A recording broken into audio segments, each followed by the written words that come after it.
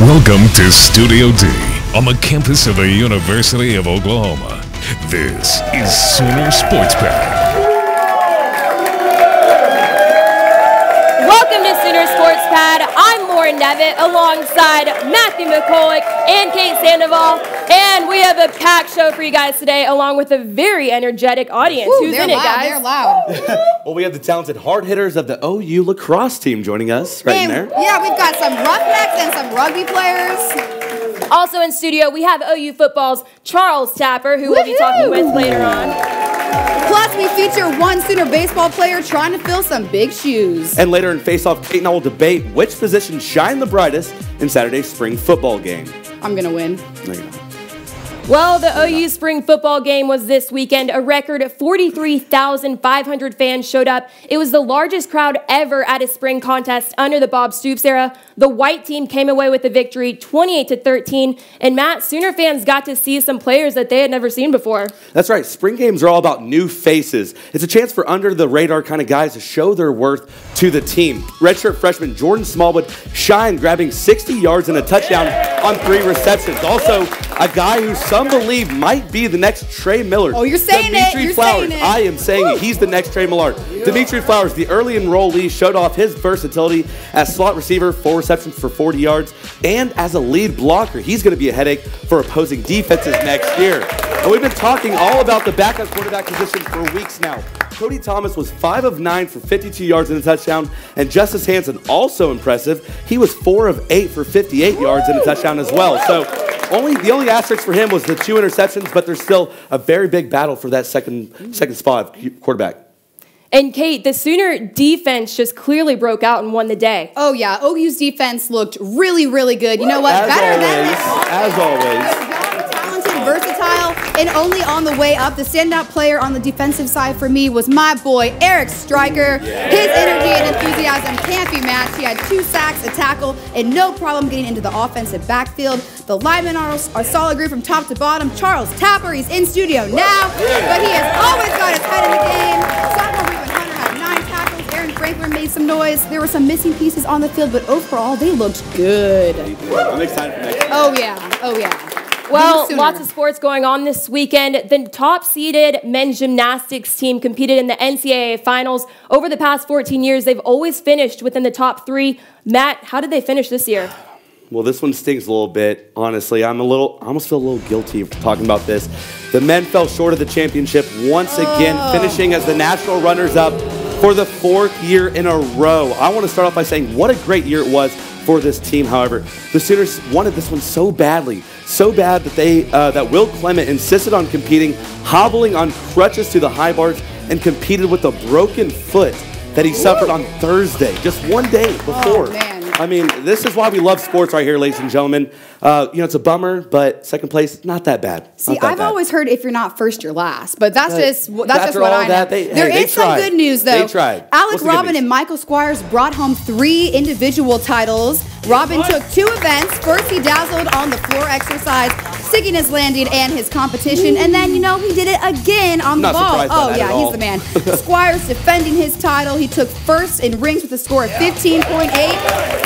Fact, an OU gymnast has stood atop the podium at the NCAA individual finals 10 straight seasons in a row. Stat. What a stat. I like that. I didn't even make it up. No? All right, whatever. Well, switching over to baseball, the 7th-ranked Texas Longhorns proved to be too much for the Sooners to handle as the Horns capped off their weekend sweep with an 8-1 win over Oklahoma Sunday afternoon. The Sooners showed some life in Friday's contest, making a comeback, but eventually fell 10-8 in extra innings.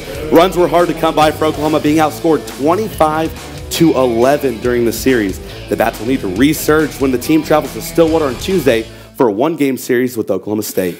Well, after a dominant 14-game win streak, OU softball dropped one to Baylor over the weekend. The Sooners were up 6-5. Then came the rain, then the rain delay, and then the rally by the Bears, who put up 3 runs in the 6th. But the silver lining is OU did win the series, and their 9-1 conference record. That's good news. Still the best in the Big 12.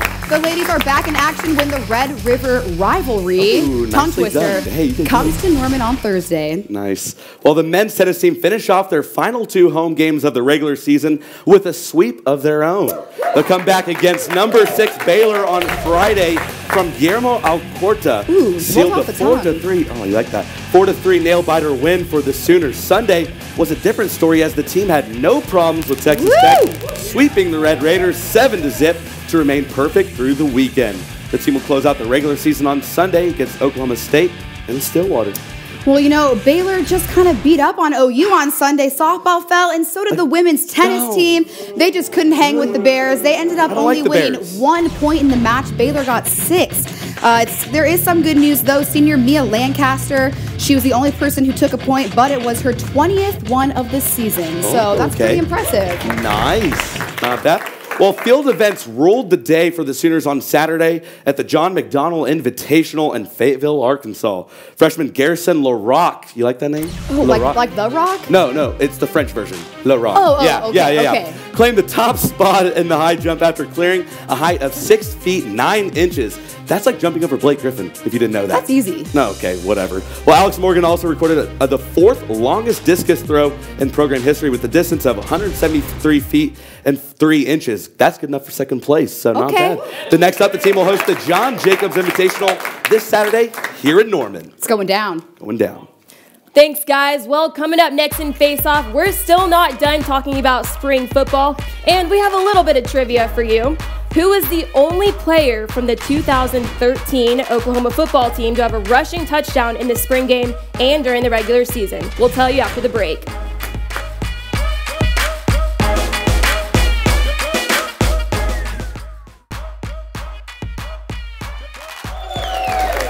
Welcome back to Sooner Sports Pad. Before the break, we asked you which player is the only one from the 2013 OU football team to have a rushing touchdown in the spring game and during the regular season. And the answer is LaColton Bester. Oh, he's the man. But speaking of the spring game, many former Sooners were in town this weekend to watch their team. One former wide receiver, Corey Wilson, was left paralyzed after a 2009 car accident.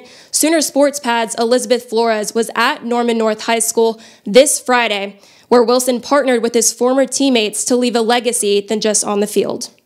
Appreciate you guys. On Friday, Corey Wilson and Detroit Lions wide receiver and former Sooner Ryan Broyles joined forces for charity to raise money for the Ryan Broyles Foundation and also the Christopher and Dana Reeves Foundation. Oh yeah, this is an awesome event, to raise money for various causes, the Ryan Broyles Foundation as well as the Dana Reeves, Christopher and Dana Reeves Foundation for spinal cords. It's exciting to see these guys come back out here, and they're all competitive, so we're excited to raise some money and have a good time. Wilson and Broyles gathered a lot of their old teammates for a Ball for Cause celebrity charity basketball game. Coming from Corey, I got a chance to play with Corey before he got injured in his car accident, so it means a lot more to, know somebody that's going through it, but it's very easy to give back, and always try to help out the less fortunate as much as you can. Not just a friendly game, there could only be one team that takes home the trophy. Looking forward to my team winning, the Ryan Broyles team wearing the white. Anything else, it really doesn't matter. Just trying to get the win. Yeah, so it's a charity event, but I'm here to win. Broyles' team came out with the win at the very last second, but the real winners are the 2 charities that were showcased at this annual event. Elizabeth Flores, Sooner Sports Pad. Thanks, Elizabeth. Broyles and Wilson hope to continue to hold this event annually to raise money for their 2 charities. And I'm joined by defensive end Charles Tapper for Face Off. He's going to ask our first question. So which position do you think had the best performance in the spring game? Matt, you're up first. All right. Well, the Sooners have a chance to have the best defense in the entire country next year, and the linebacking core proves just that. It seemed like every play, a linebacker was in there to disrupt the offense. Eric Stryker had 2 back-to-back sacks for a total loss of 15 yards. Jordan Evans had that brutal hit on KJ Young that would pop the ball up only to be intercepted. That was great. Reuben Hunter led the entire defense with 9 tackles. Oh, yeah, and Aaron Franklin also is in there with an interception. So the linebackers stole the show on Saturday. All right, well, I'm saying that the tight ends are back. Okay, the tight end position at Oklahoma usually doesn't get a lot of love, but this spring game, they were all about that action, bro. I'm telling you. Taylor McNamara caught 2 touchdown passes. True freshman Dimitri Flowers blossomed at the tight end position. He was targeted for the first 3 attempts. Oh, yeah. And then the tight ends combined for 8 of OU's catches, so that's pretty impressive. And you know what? The best part is Blake Bell isn't even on the field yet. Just wait till the Belldozer's back. I'm excited. Next year, next season. Yeah. This past weekend, the men's gymnastics team won 3 individual national titles. The women compete Wednesday. Can they top the men's performance in the individual events? Well, the men were good last weekend, but the women have so many gymnasts who can grab individual titles. With 7 All-Americans on the team, they have the talent to sweep the individual titles. Remember, Haley Skaman recorded 2 perfect 10s, one on the vault, one on the floor this year. They have Taylor Spears and Laura Albright also on the floor that can get it done. Chase Capps on the balance beam. Miley Caneva on the vault. I mean, do you want me to keep on going on? Because they have so. Can you, please? I could, but I don't want to. I want you to go. You know what? I hate to be the bearer of bad news, but I just don't think that the women can top the men in the individual event. I know. I'm sorry. I'm all about that 7 power, All-Americans. but I just don't think it can be done. I think their team is amazing. I think they've got the talent to be really great, but I just don't think they're going to sweep and get 4 of the titles. I really don't. I don't believe it. Nope. The fan-voted logo at midfield was a huge hit among the fans. Some of them want it to be permanent. Should it stay or should it go? Well, I know OU likes to keep things traditional, but I was really digging. Really digging the field. Not this right here. This right here. I was digging that right there. Look at that. The state of Oklahoma with that beautiful crimson and that big fat OU in the middle. It just shows that the Sooners own the state of Oklahoma. You know what? I'm all for it next year. All for it. This is something that we can agree on. OU's been wishing for a new tradition. I think this should be it. It looks good. This is a great way to kind of do something that's pretty simple but really cool. Like maybe for like different games we can mix it up. Like for the OSU game, you know, do something. Yeah, I love it. I think just stick with this for the whole year. I like that better. No, mix it up a little bit. Nope. Mix it up. All right, it's time to pick our winner. Charles, I'm going to let you decide first. Do you think it was Matt or do you think it was Kate? I got to go with Matt because he went with the dark side of the ball. I got to go with Matt. All right, audience, you heard Charles. Cheer your loudest for whoever you think you won. So do you think it was Kate? What? Oh, man. Or do you think it was Matt?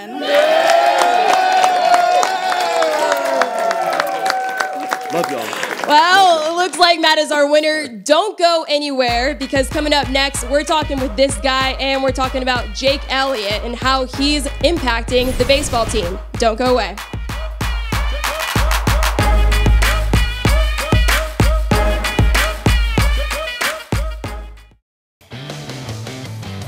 Special thanks to our cornerstone television partners, Chesapeake Energy, WinStar World Resorts, Anheuser-Busch, OU Outreach, OU Alumni Association, OU Medicine, and the OU President's Associates.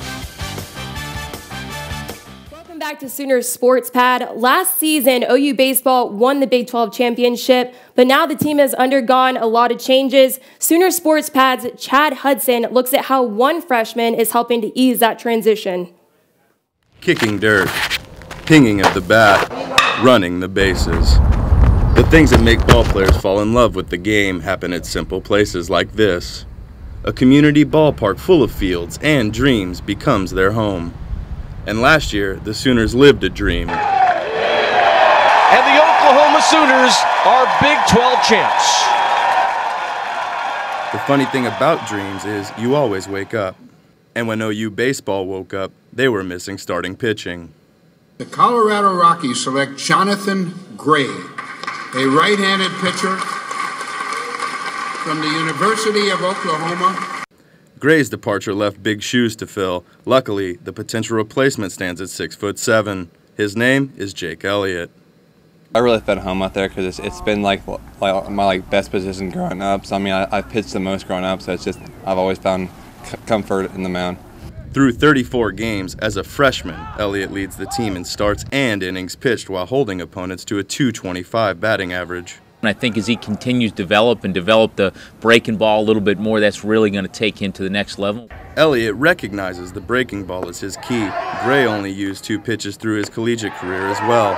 And just as Gray took OU to a Big 12 title last season, Elliott wants to do the same and more. Obviously our goal is to win the Big 12 and then go on to win the College World Series. While his goals are team-oriented, confidence and a competitive drive certainly aren't missing from this big righty's arsenal. His potential is limitless. I mean, I think he's definitely got a future in this game. Again, with his body, I think he's going to continue to develop, get stronger, throw harder, and when that breaking ball comes around, he's going to be really tough to beat. It's every ball player's dream to play in the major leagues. And that road starts here, on this mound, every time he takes the ball. He's going to have to develop and master that breaking ball. But the thing with Elliott is, he's already done something Jonathan Gray didn't. Start a game for the Sooners his freshman season. Chad Hudson, Sooner Sports Pad. Even though Elliott is a freshman, he's already making a huge impact on the baseball team. Another guy that's making a big impact is OU football's Charles Tapper. He's standing by now. It's great being here. I love the fans. Got my family down here from Baltimore, so feeling have a good time. Yeah, we're happy they're in the studio. They come out here for the spring game? Came to watch us beat up on offense a little bit. There you go. Well, speaking of that defense, we've been talking about it all show long. How would you gauge their performance on Saturday heading into next year? I feel like the defense we played great as like a team. Like the first team we came out with a lot of energy. Strike came out with a lot of energy off the edge. The defensive line, we played a big part of the linebackers coming free, which we know we ain't gonna get the credit for, but we're gonna let them go ahead and make the tackles. We're gonna take all the double teams, and the offense they're missing a couple pieces, so they kind of struggled, but I think they had a great day overall.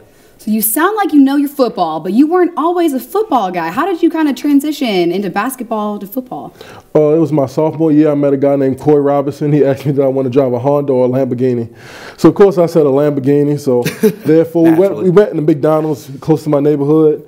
So he said, if you just listen to me and just follow me and just let me train you and just get you ready for the combine that was coming up, the Army All-American Combine, I will get you through it. And ever since then, he's been a man of his word, and I just kept improving and improving.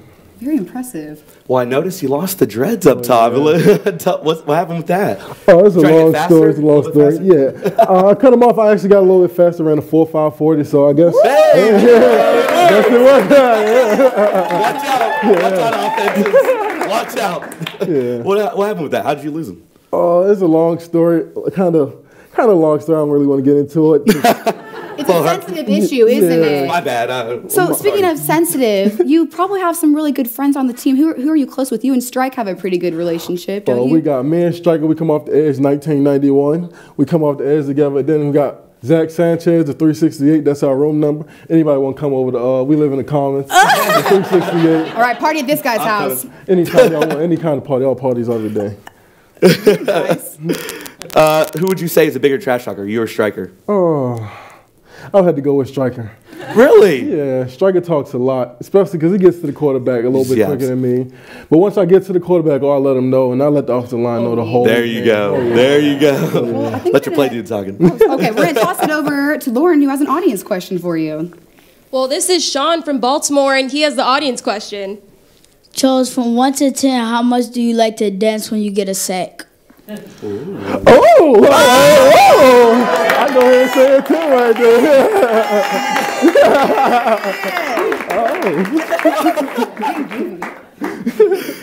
Well, don't go anywhere, because coming up next in this week's Sooner Sports Pad Challenge, things are getting messy with peanut butter and jelly. Trust me, you are not going to want to miss this.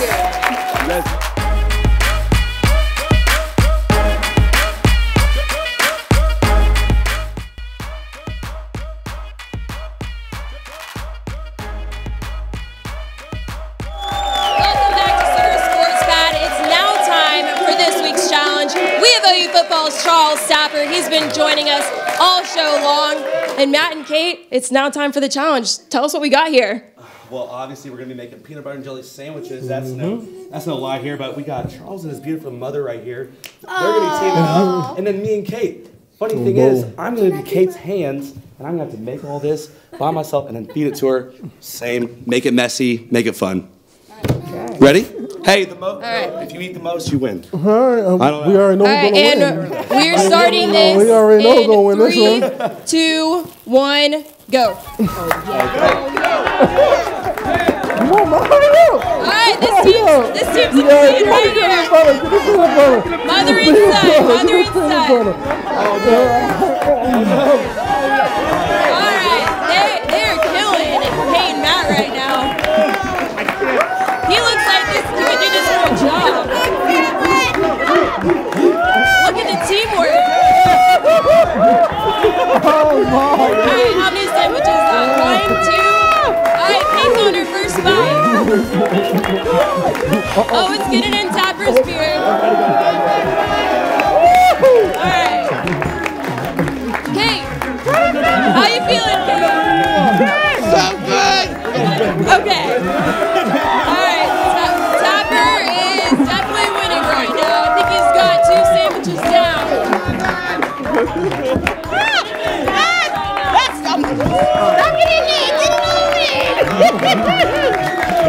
Oh, she was just stuffing in the bread and sandwiches. He has got to want it. Come on. Oh, God, just throwing everything. Okay. Kate's over there with jelly all over her face. I think that's 10 sandwiches down right now. Charles, how are you doing? Not sure what he said there, but it looks like it's going to take a long time to clean that out of his beard. Audience, who are you rooting for? Yeah. All right, well, I think we all know that Charles Tapper and his mother obviously won. Can you tell me a little bit about your strategy after you swallow all that peanut butter? It was good down as quick as I can. I was trying to get as much, I got spit in my mouth so I could get the peanut butter down. My mom was suffocating me, so God. You bite her fingers off, did you? God, no. All right, good. Coach Tiff is going to be upset about this. I'm sorry, Coach Tiff, right now. I'm sorry, Coach Tiff. Oh, man. Well, thanks for joining us. They will be showering a lot after this.